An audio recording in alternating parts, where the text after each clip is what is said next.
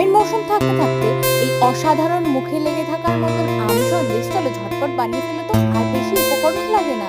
প্রথমেই যা করতে হবে, দুধটাকে ভালো করে জাল দিয়ে তারপর সেখান থেকে ছানা বার করে ছানাটাকে ভালো করে প্রেস করতে করতে ততক্ষণ পর্যন্ত মাখতে হবে যতক্ষণ না থালা থেকে উঠে আসছে। এরপর আমের পাল্পগুলো ছানার সাথে দিয়ে কিছুটা গুঁড়ো করা চিনি, এলাচ গুঁড়ো সমস্তটাকে ভালো করে হাত দিয়ে মেখে নিতে হবে। আমি কিছুটা পাউডার দুধ অ্যাড করেছিলাম। ভালো করে উপকরণগুলোকে মিশিয়ে নেওয়ার পরে কড়াইতে ঘি গরম করে সেই মিশ্রণটাকে দিয়ে ততক্ষণ পর্যন্ত নাড়াচাড়া করতে হবে যতক্ষণ না সেটা কড়াই থেকে উঠে আসছে। দেখো এদিকে তোমরা দেখলেই যে কতটা ভালো করে কড়াই থেকে মিশ্রণটা উঠে চলে আসছিল। তো তারপর আমি নামিয়ে নিয়ে বেশ কিছুক্ষণ ঠান্ডা করতে রেখেছিলাম, আর তারপর নিজের মন পছন্দ মতন গার্নিশিং করেছি। বিশ্বাস করো খেতে কিন্তু অসম্ভব ভালো হয়েছিল। ও আরেকটা কথা, 5-6 ঘন্টা একটু ফ্রিজেও রেখো, ঠান্ডা ঠান্ডা জমে যাবে পুরো। সামনেই তো জামাই ষষ্ঠী, তাহলে জামাইদেরকে এই রেসিপিটা করে কিন্তু অবশ্যই খাওয়াতে হবে। চলো টাটা।